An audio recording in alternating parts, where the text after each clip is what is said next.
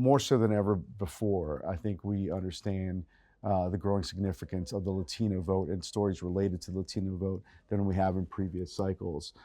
We do have political reporters who are bilingual, political reporters with the background who have covered the Latino vote in these battleground states. And I think that having that and having an interest in understanding the nuances of these communities and of the issues that matter to them and are driving them to the polls, having that collective understanding as a news organization, as a unit that covers politics is so important and so crucial. And we have been doing that more and more, I believe. And I think that, again, I think it's important to have a focus on what could be the key voting group that decides the 2024 election. CBS Noticias, right? And CBS Noticias, thank you. Which yes. is on social media only. Right, we started the CBS done by the Noticias, embeds. done by the That's a good MBS. example. CBS Noticias, which is bilingual in Spanish. We also we've done some other work in that realm.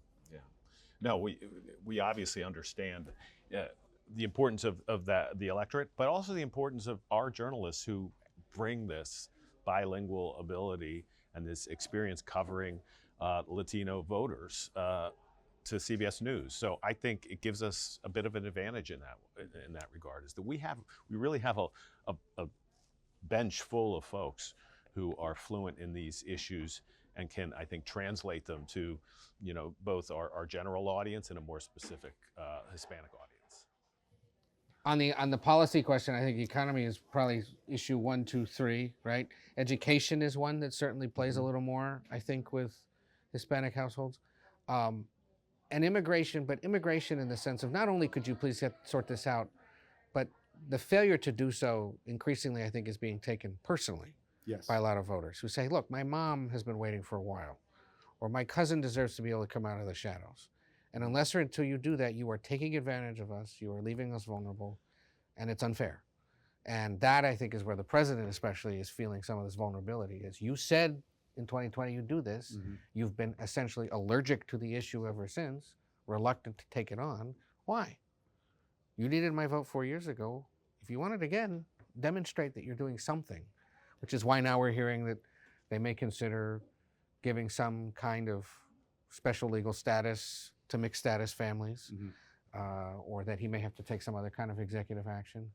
So economy, education, I think, is the one that plays a little differently. And then immigration, but immigration in the sense that if you don't get this done, I feel it more personally. Not just because it affects my everyday life, but because it's the issue that's important to my community and you've done nothing to solve it. Also, there's this nostalgia for the pre-pandemic economy under Donald Trump, and I think that's what the Trump campaign is trying to push to Latino voters. Is this Latino voters believe? I think immigration's at the top, not at the top of the list, but it's one of many, including, you mentioned the economy. I think we're talking about Trump. There's this sense of nostalgia for Trump's economy pre-pandemic.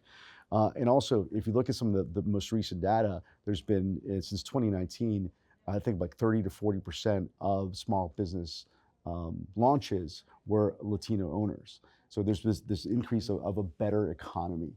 And I think that, but there's also one big issue within the constructs of the economy is housing. How it's a major issue for Latino voters. If you look, especially in the Southwest, especially out west, where they can't afford where they used to live.